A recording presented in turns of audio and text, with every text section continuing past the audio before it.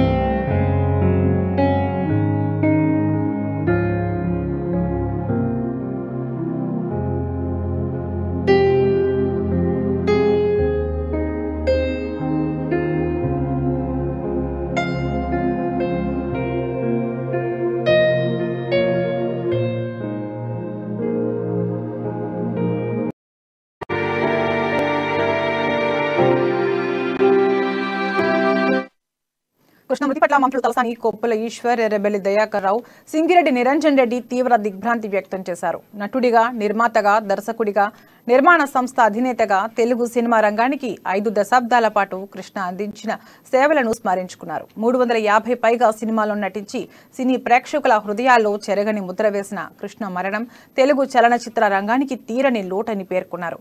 కృష్ణ మరణం తెలుగు సినిమా రంగానికి తీరని లోటని మంత్రులు అన్నారు. వారి కుటుంబ సభ్యులకు ప్రగాఢ సానుభూతిని తెలుపుతున్నారు.